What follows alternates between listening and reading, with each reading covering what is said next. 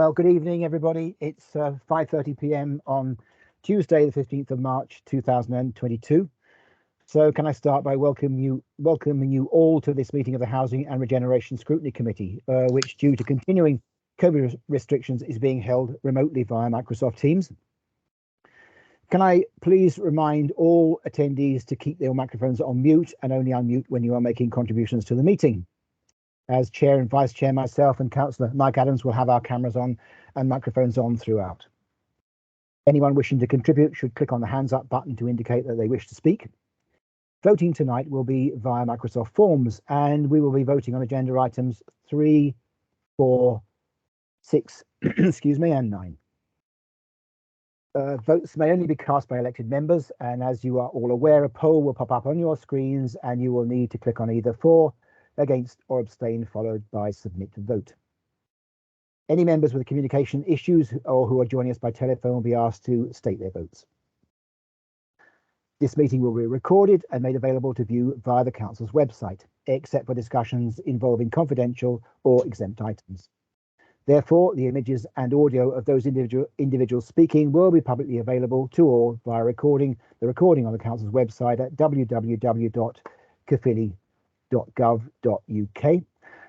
So moving on to the agenda, agenda item 1 is to receive apologies for absence. Mark, we've had a list. Could you just run through those for me, please? Yes, Chair. We've had apologies from Councillor Bevan, Councillor Higgs, Councillor Gaynor Oliver, Councillor Walter Williams, and also Councillor Zaplatinsky. Thank you. Does anybody else know of any apologies at all tonight? No members. I've since had a call from Margaret Sargent. So Councillor Sargent is also off attending her apologies for tonight as well. Are we quorate then, given the number of people that aren't here, Mark? Yes, we are, Chair. There's 5 members present, and there needed to be 4 to be quorate. Okay. So we are just quorate. Just about there. Just okay, about. Thanks. Okay, right. Well, there's 5 members, but I think it might be useful to have a roll call. So if you'd be good enough to do that for us, please, Mark. Yeah, no problem, Chair. Councillor Adams? Yes, present. Councillor Cushing? Councillor Ellsbury? Councillor Goff? Present. Councillor Harding? Present. Councillor Kirby? Present. Councillor Leonard? Present. Councillor Owen? Present. Councillor Price? Councillor Ridgewell? Present. Councillor Sargent, we've had apologies from, haven't we, Chair? Yeah, indeed. Okay, thank you, Chair. Thank you very much, Mark. Okay, so moving on to agenda item 2, which is declarations of interest. Councillors and officers are reminded of their personal responsibility to declare any personal and/or prejudicial interests in respect of any item on the agenda. Forgive me, my screen is just clicked on and on. Let me go through that bit again, please, if you don't mind. I'll start it again, thank you. Councillors and officers are reminded of their personal responsibility to declare any personal and/or prejudicial interests in respect of any item on the agenda. A business on this agenda in accordance with the Local Government Act 2000, the Council's Constitution and the Code of Conduct for both councillors and officers. Members, do we have any declarations of interest? I don't see any hands up, so thank you all for that. Okay. Moving on to agenda item 3, which is to approve and sign the following minutes of the Housing and Regeneration Scrutiny Committee held on the 1st of February 2022. So just going through the pages for accuracy, that's page 1, page 2, page 3, page 4, page 5, and page 6. Are there any points of accuracy anyone wants to raise? I don't see any hands. Chair. Thanks, Mike. Okay. can I have somebody to move the recommendation then, please? I move. Jez Kirby. Thank you, Jez. Okay, and do we have a seconder? Yeah, I'll second that then, Chair. Thank you, Mike. Okay, so the ballot will appear on your screen shortly, and as you know, you're required to vote either for, against, or abstain, and then submit vote. Should be coming up now.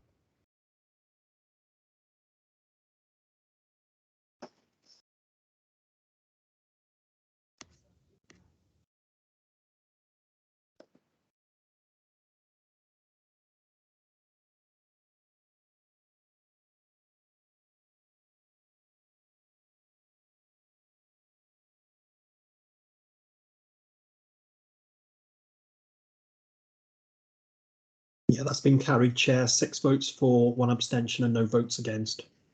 Thanks. Was the abstention from a member that wasn't at the meeting last time? Do we know? Just for clarity. Yeah, sorry, John, it's me. It's Yeah, Rob. okay, Rob. Yeah, so I okay. abstained because I wanted at the meeting, and Yeah. the same will apply to the next agenda item because I Really? missed both those meetings. No problem at all. Thanks a lot. Cheers. So moving on to agenda item, excuse me. Number 4. Yeah. I've just gone and clicked on my screen and lost something. Do apologise. Okay. Yeah. Bit clumsy with the old mouse tonight. Yeah. Which is agenda item 4, which is to approve and sign the following minutes of the Special Housing and Regeneration Scrutiny Committee held on the 10th of February 2022. So just got on my screen. Okay, just checking for accuracy then. We are on pages 7, page 8,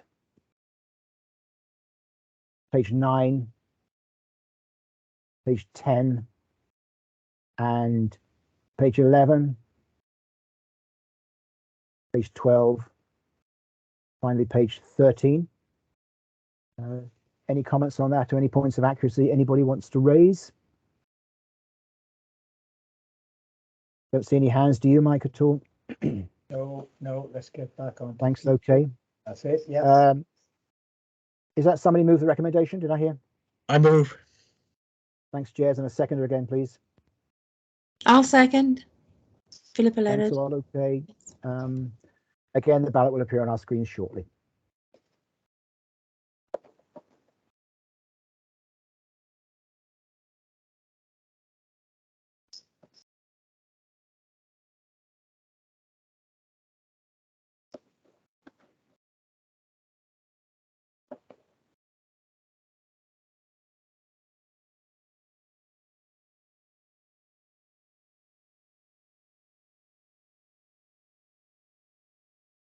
Yeah, that's been carried, Chair. 6 votes for, no votes, no abstention, 1 abstention and no votes against.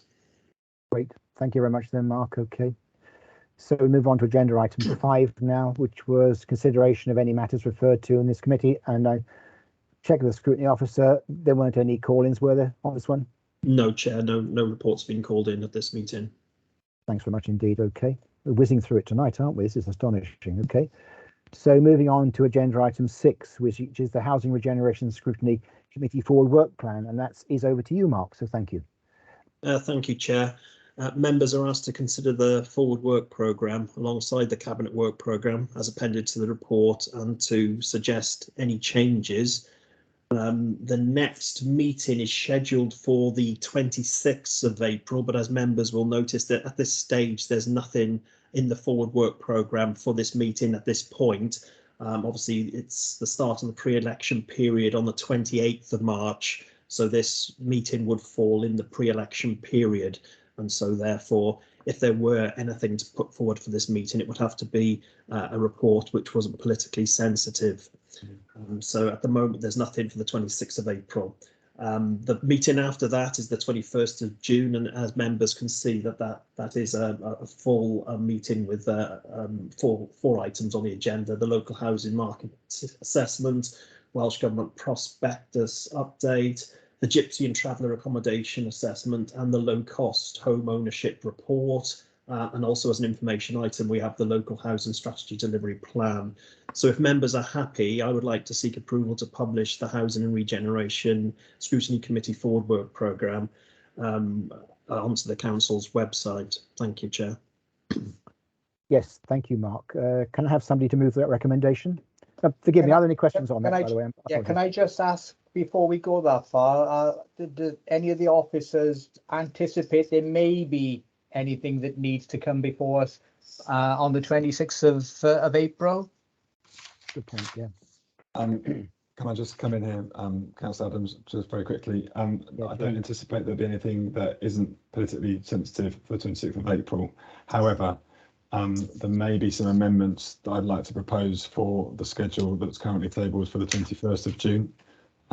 As there are maybe we may need to reprioritise some of the papers that need to come to that meeting. So I'm not sure due process from here on in, but it might be slightly premature to publish that now because there may be some changes that I'd like to propose imminently. Chair, would that be best? Because if we don't have a 26th of April meeting, will we need forward early notice that there may be changes?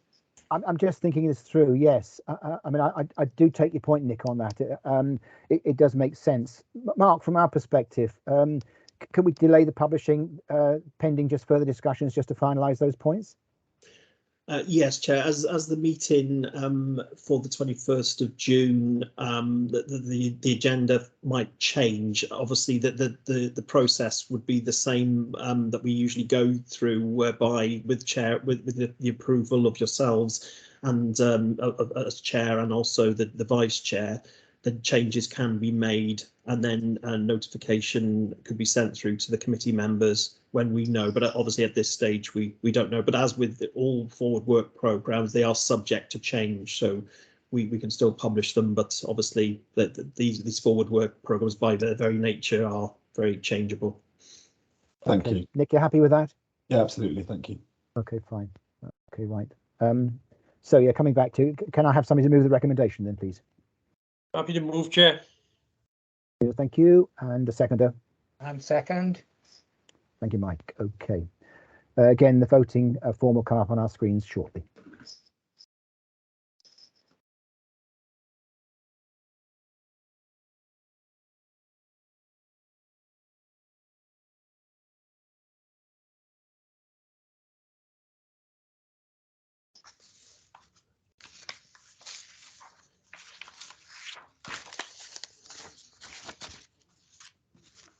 That's been carried unanimously, Chair. 6 votes for, no votes against, and no abstentions.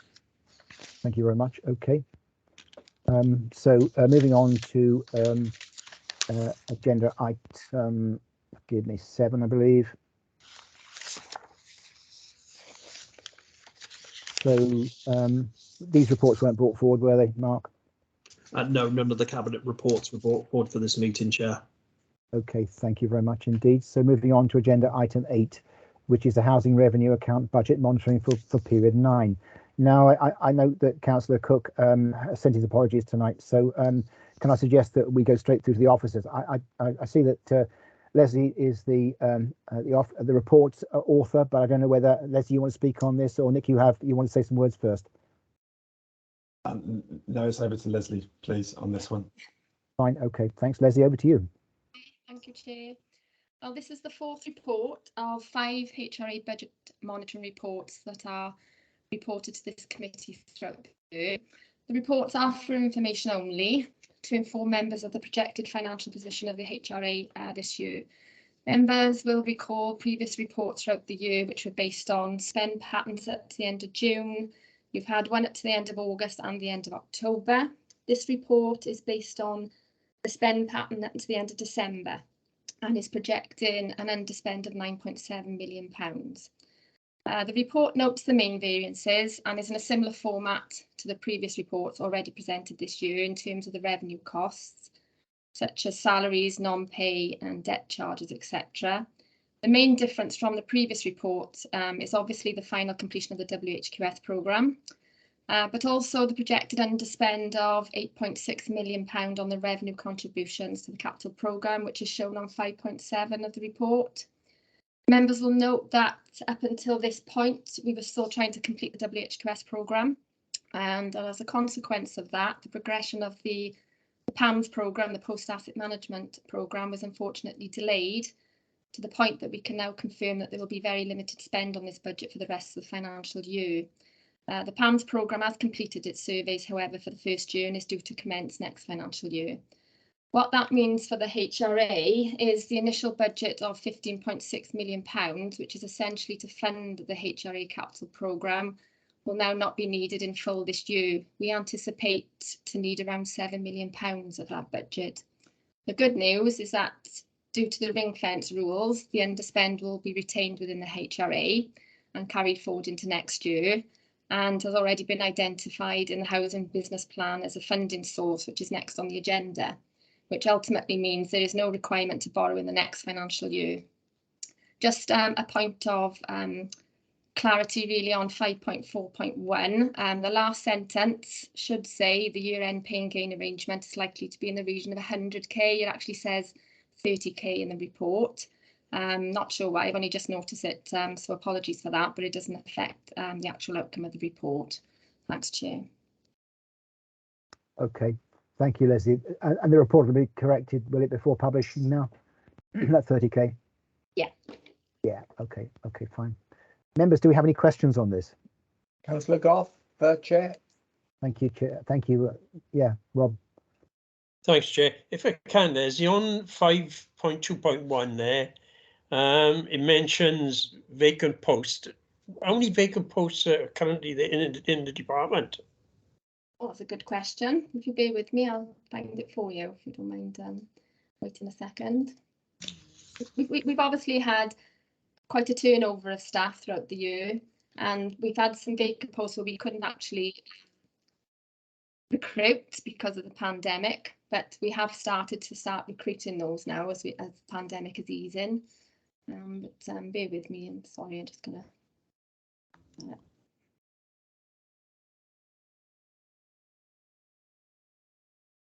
the joys of technology is very slow. I'm glad to see you're struggling as well, to be frank. Yeah, it's very bad. Very sorry. It's very slow.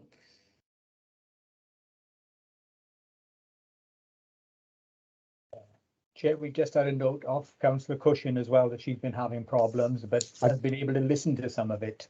Don't know whether Just pick that up. Yeah, Yep, I saw there that, we Mike. go. Thank you. Yeah. At last I'm in. Thank you very much for reading out my message. I did hear part of what was actually going on, but for some reason it wasn't showing me anything at all. I couldn't participate, so I do apologise. Don't worry, Donna. Yes.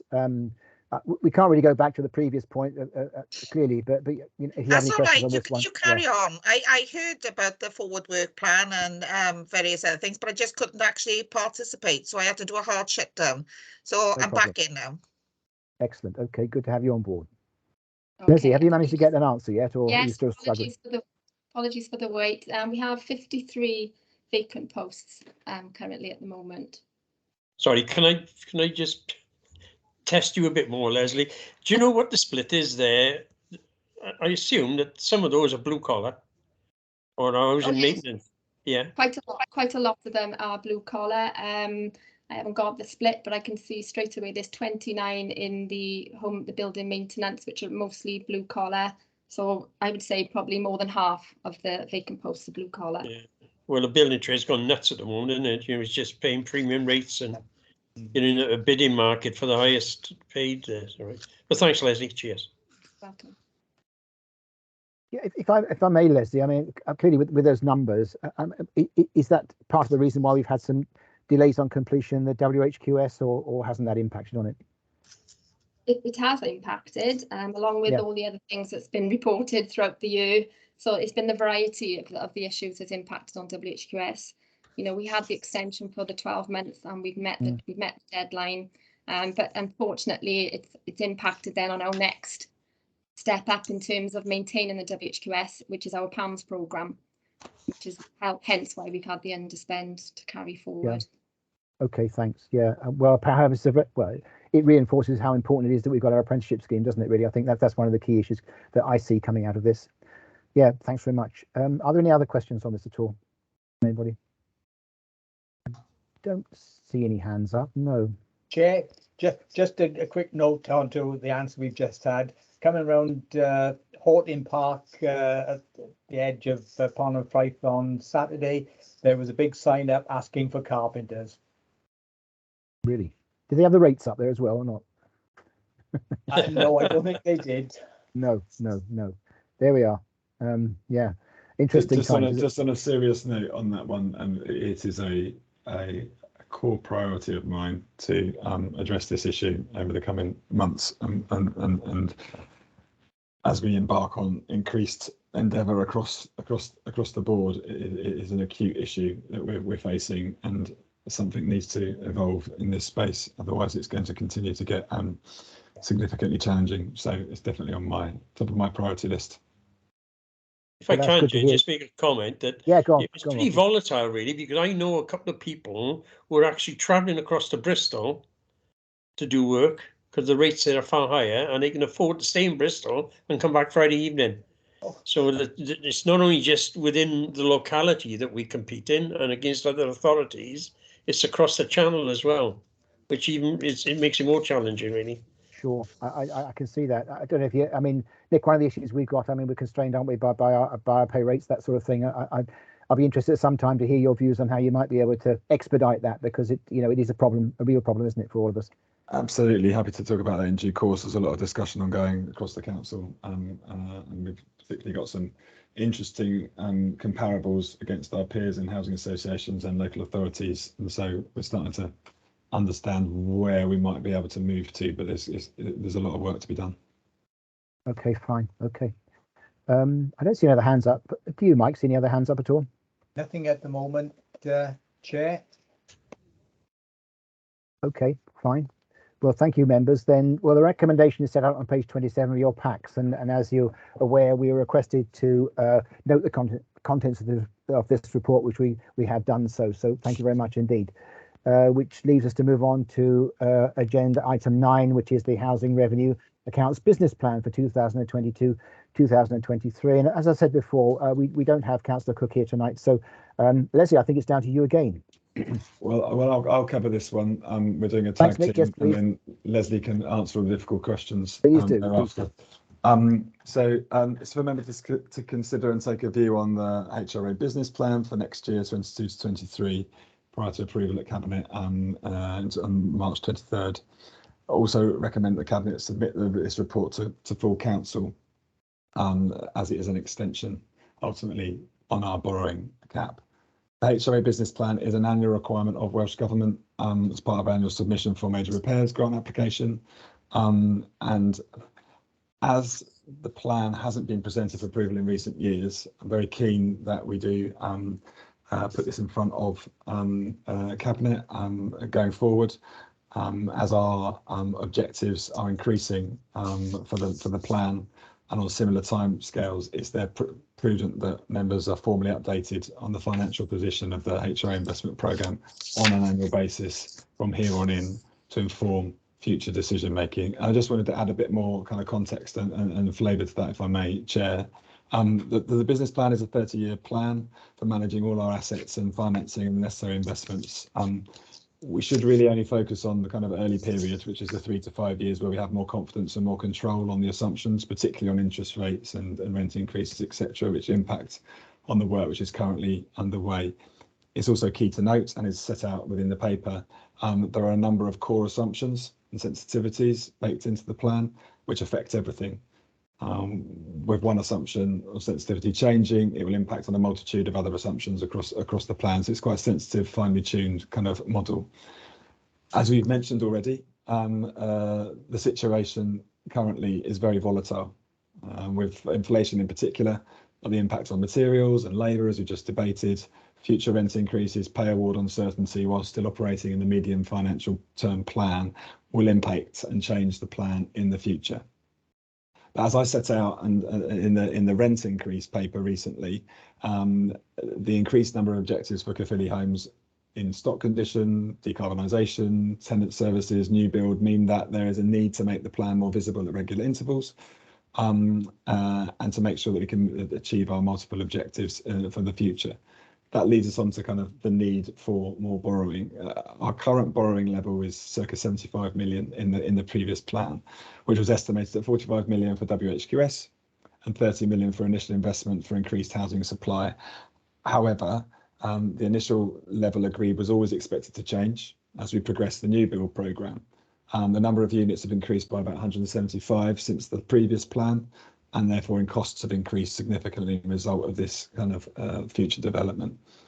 It's also worth noting that kind of there may be other funding streams available and other schemes as investigated further, which may reduce costs and thus reducing borrowing requirement. But our recommendation is that we increase the borrowing level to 90 million at this stage to adequately fund the future new build proposals as we go into 22-23. So therefore, our key assessment and change in the business plan is we'll need to increase overall borrowing by 15 million. And this, as I've said previously, will need to go to full council. It's also worth noting that it's now being presented within this cycle, as we do need to submit this to Welsh Government on the 31st of March, and also for our MRA application. And finally, we are currently looking at the business plan narrative that goes together with the business plan, and I think this is a really important document for us going forward because it gives the context around everything that we're doing, not just the numbers. And we are looking to complete that and have that in a better form for us to submit to Welsh Government on 31st, and I'm hoping that we'll be able to then present it to full council on the 7th of June.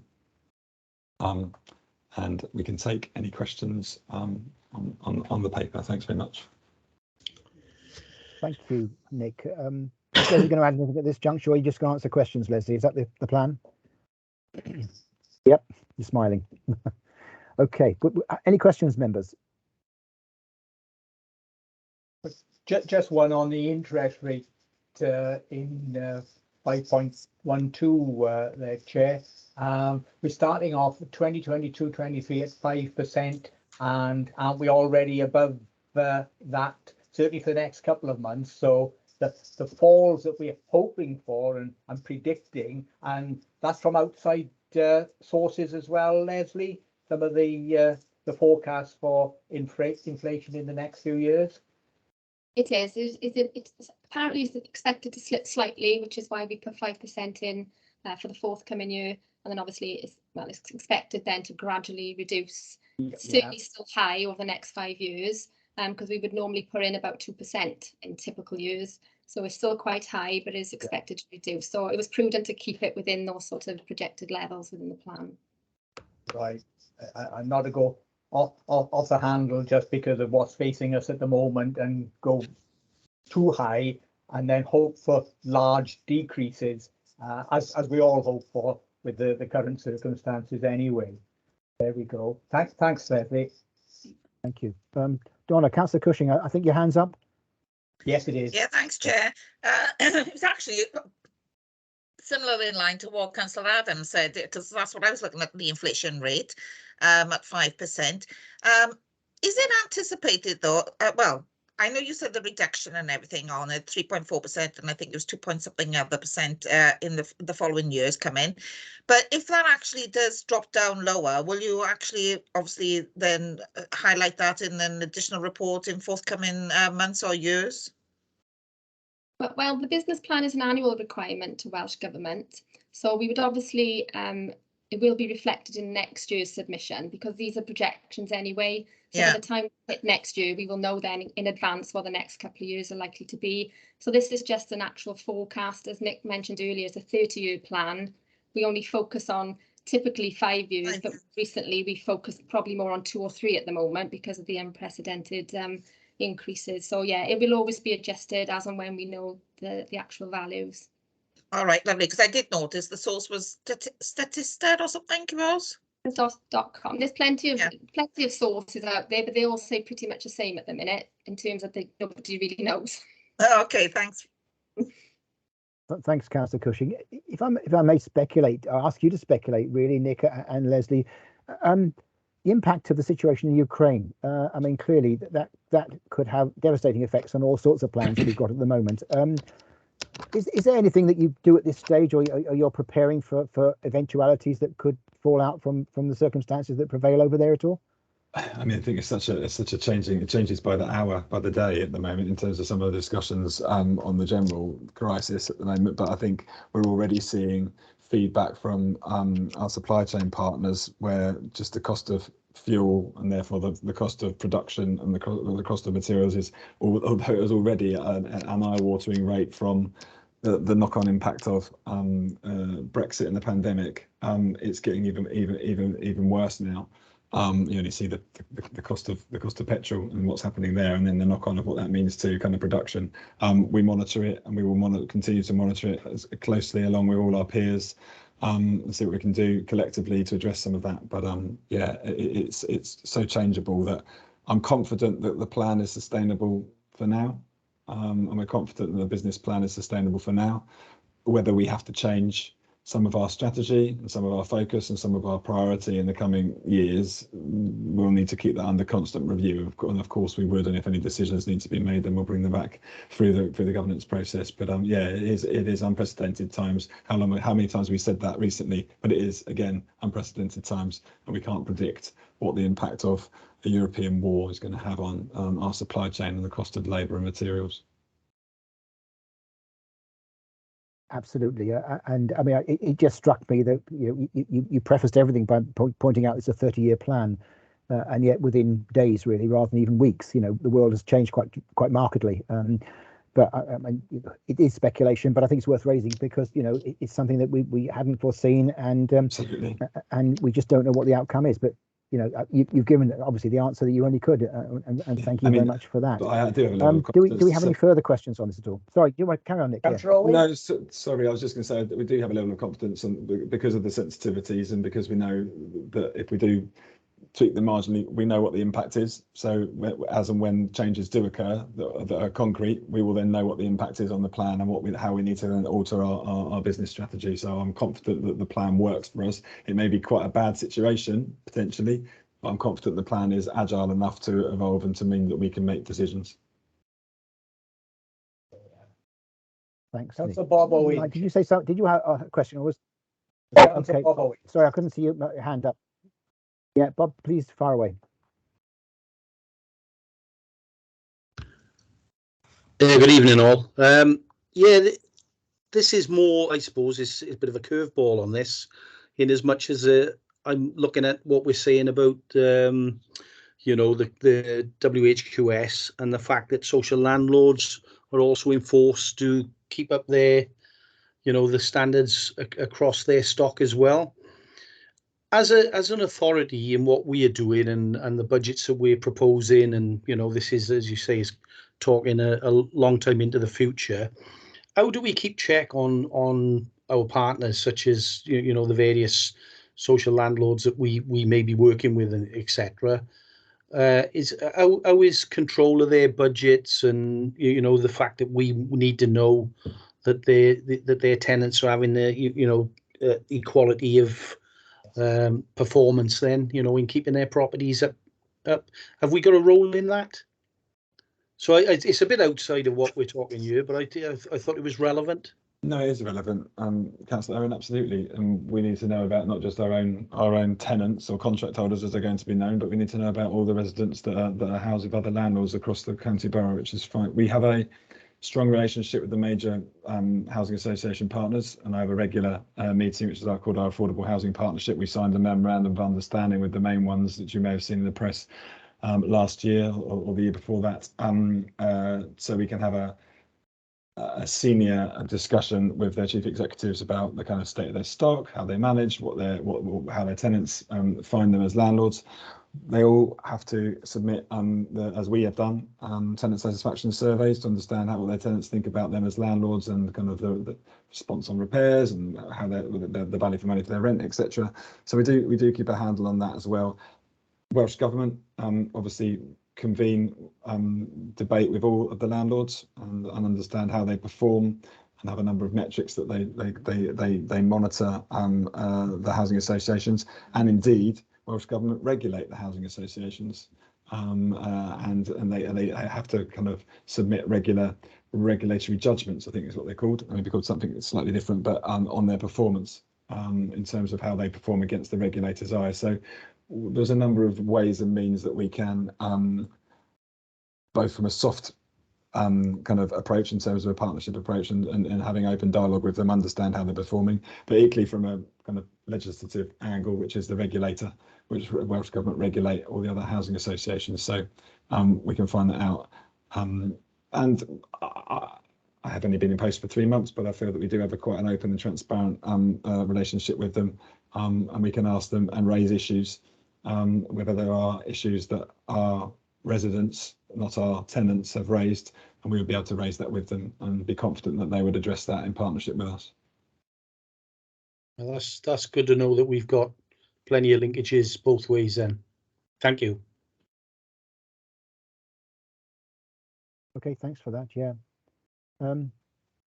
Yeah, if I can just come back, Nick, I think just wanted your view too on another element of this in terms of our relationship with these providers.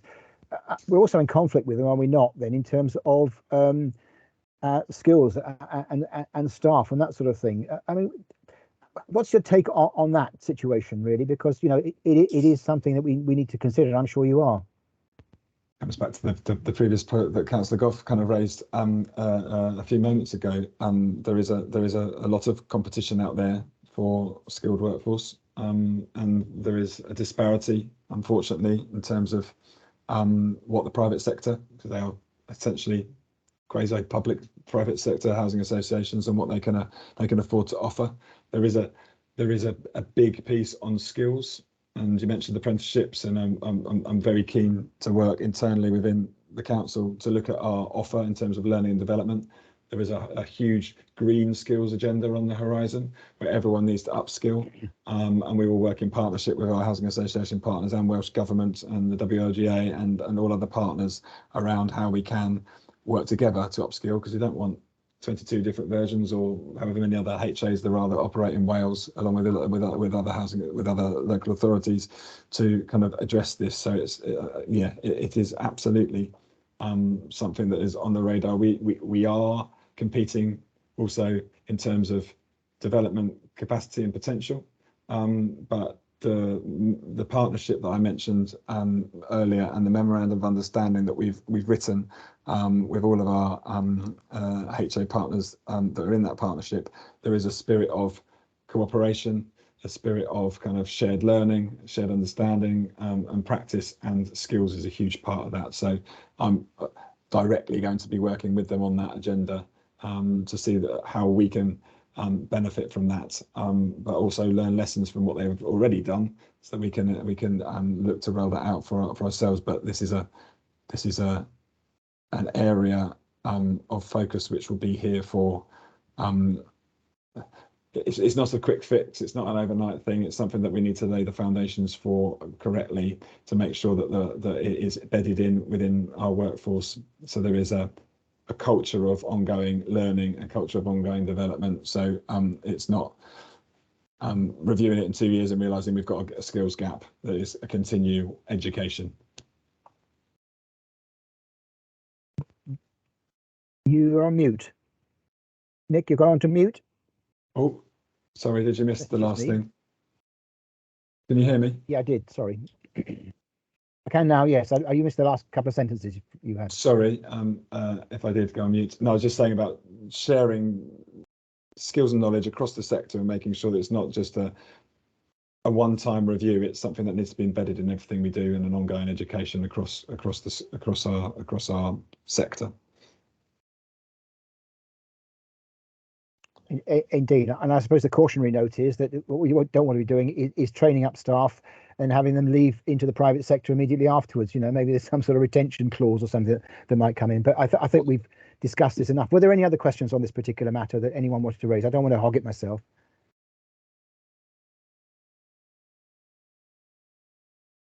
I don't see any further hands up at all. That's indicating, Chair. Okay. On the issue, I've just got one, perhaps a wider one, on the issue of apprenticeships and looking for young people. Housing and our social services colleagues, of course, have got hopefully strong contacts with some of those youngsters who we're hoping to be able to offer homes to in houses of multiple occupations. And some of our semi-partners are looking to push some of those young people towards education and training and even apprenticeships. Are we ever making contact with those youngsters? Not that I'm aware of directly at this moment in time, but I'm at the beginning of my kind of journey of trying to roll out a much more robust apprenticeship approach that's not only our blue collar and operatives within the PAMS team and the HRO team, but I'd want to, and I've experienced and had benefit of a far more reaching apprenticeship approach across all the different functions within a housing service, and I want to try and take that forward.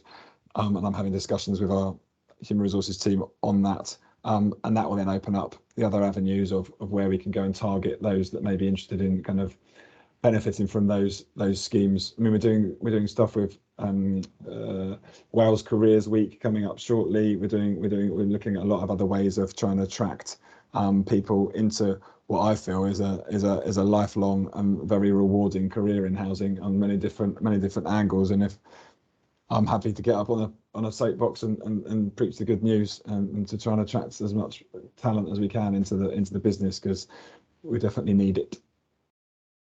Thanks, Nick. Thanks very Sounds much promising. indeed. Yeah, thank you, Nick. Yeah, okay. So as there are no other questions, the recommendations of this report are set out on page 38 of the packs. Okay, and I'll just go through it for clarity. Okay, so 3.1, that members of this committee acknowledge and consider the 2022-2023 housing business plan prior to its approval by Cabinet on the 23rd of March and its submission to Welsh Government by the 31st of March 2022 and annually on an ongoing basis.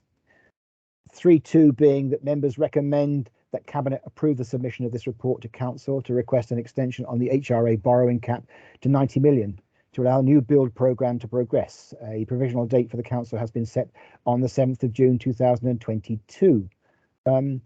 So those are the recommendations. Can I have somebody to move the recommendations? I move. Or were you going to do that, Rob? I think that was Jez, was it? Yeah, Jez Kirby. Yeah, thanks, Jez. And do we have a seconder for this? I'm happy to second it, Chair. Thanks, Rob. Okay, fine. Okay, so we're now moving to the vote, which will appear on our screens shortly.